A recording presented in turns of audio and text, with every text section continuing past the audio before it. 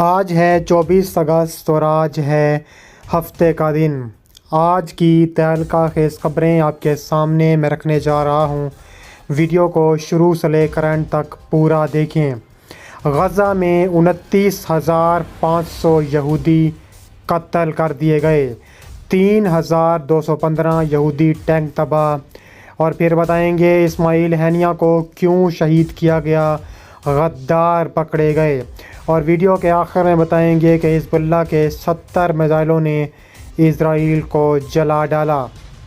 Video کی تفصیلات میں آگے بڑھنے سے پہلے ہماری ویڈیو کو لائک کر دیں، چینل کو سبسکرائب کر کے بیل آئیکن پر ضرور کلک کر دیں۔ ناظرین گرامی، تہلکہ خیز خبریں آپ کے سامنے میں رکھنے جا رہا ہوں کہ اسرائیل اور حماس کی جنگ میں شدت سے شدت آتی جا رہی ہے۔ پورا ایک سال 7 اکتوبر کو ہو جائے گا۔ اس کے بعد سے لاکھوں فلسطینی شہید کر دیے ہیں اسرائیل نے، اور ہزاروں یہودی جہنم واصل ہو چکے ہیں۔ تفصیلات کے مطابق دیکھا جائے تو بائیڈن کے کہنے پر جو نیتن یاہو ہیں، انہوں نے جزوی انخلا پر اتفاق کیا ہے۔ تفصیلات کے مطابق امریکی صدر جو بائیڈن نے اسرائیلی وزیر اعظم نیتن یاہو سے مصر اور غزہ کی سرحد کے ایک حصے سے اسرائیلی فوج کو ہٹانے کو کہا ہے، اور نیتن یاہو نے فلاڈیلفیا کے محور سے ایسے جزوی انخلا پر اتفاق کیا جس سے اس کے آپریشنل کنٹرول کو نقصان نہ پہنچے۔ وائٹ ہاؤس نے تصدیق کی ہے کہ غزہ میں جنگ بندی کے معاہدے تک پہنچنے کی کوشش میں قاہرہ کی میزبانی میں ہونے والے مذاکرات میں پیش رفت ہوئی ہے۔ CIA کے ڈائریکٹر ولیم بیرنس اس میں حصہ لے رہے ہیں۔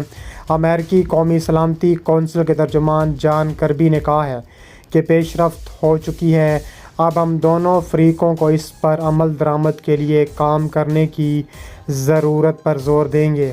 اس سے قبل اسرائیلی وزیر اعظم بنجامن نیتن یاہو کے دفتر نے اعلان کیا تھا کہ موساد اور شین بیٹ کے سربراہ ایک امریکی وفد کے ساتھ غزہ کی پٹی میں جنگ بندی کے معاہدے پر بات چیت کے لیے قاہرہ پہنچے ہیں۔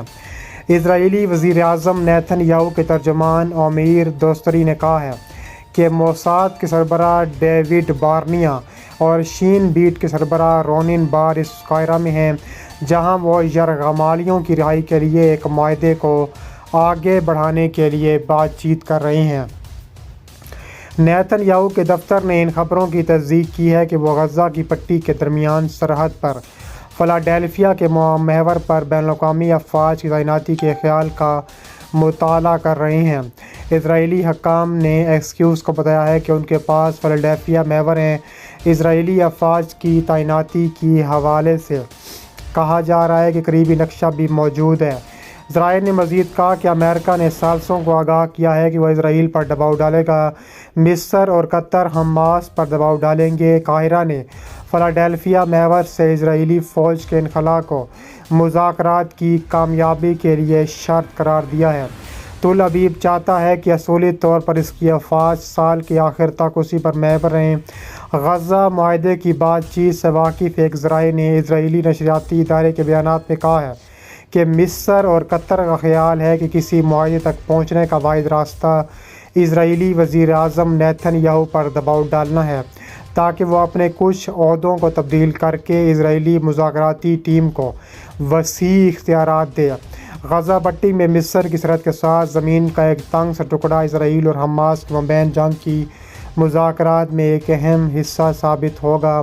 اسرائیلی وزیر اعظم نیتن یاہو چاہتے ہیں کہ ان کا ملک فلاڈیلفیا یا طلاء الدین کوریڈور کہلانے والے زمین کے اس حصے کا کنٹرول مستقل طور پر اپنے پاس رکھے۔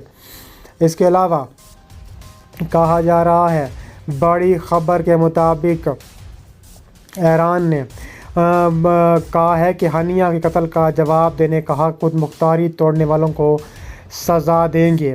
نئے ایرانی وزیر خارجہ عباس اراغچی نے اپنے فرانسیسی اور برطانوی ہم منصبوں کو ٹیلی فون پر بات چیت میں یقین دلایا کہ گزشتہ ماہ تہران میں حماس کے سیاسی بیورو کے سربراہ اسماعیل ہنیہ کے قتل کے بعد ایران کو اسرائیل کو جواب دینے کا حق حاصل ہے۔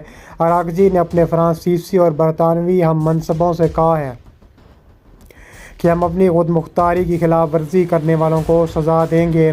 ایران نے 31 جولائی کو ہنیہ کے قتل کے پیچھے اسرائیل کا ہاتھ ہونے کا الزام لگایا اور کہا ہے کہ یہ ایران کی سلامتی اور خود مختاری کی ناقابل معافی خلاف ورزی ہے۔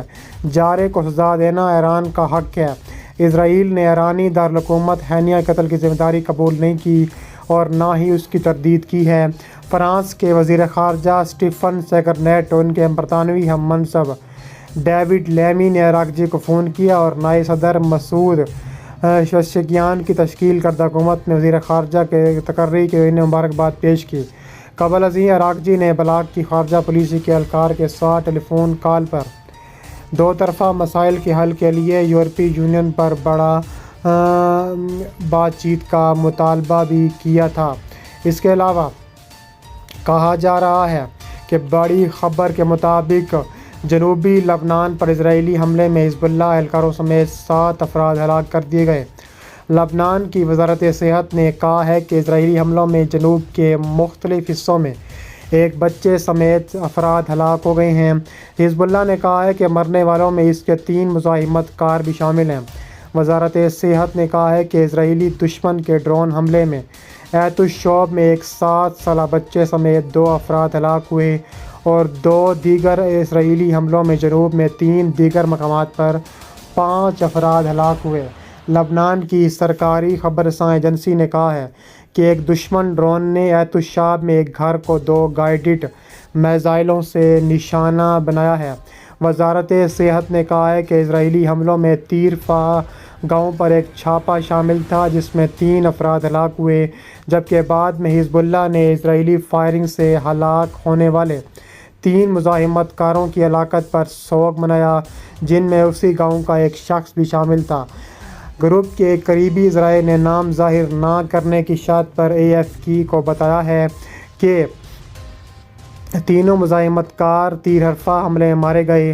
اسرائیل کی فوج نے کہا ہے کہ اس کے طیارے نے ایک دہشت گرد سیل کے ارکان کو ختم کر دیا جو تیر حرفہ کے علاقے سے میزائل فائر کرنے کا منصوبہ بنا رہے تھے۔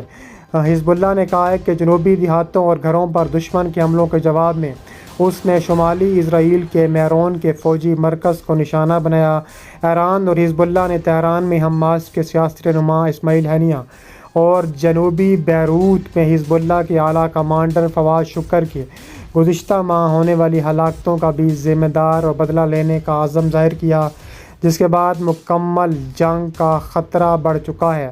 اسرائیلی حکام نے کشیدگی ہونے کے بعد سے کم 23 اسرائیلی فوجیوں اور 26 شہریوں کی ہلاکت کا اعلان بھی کر رکھا ہے۔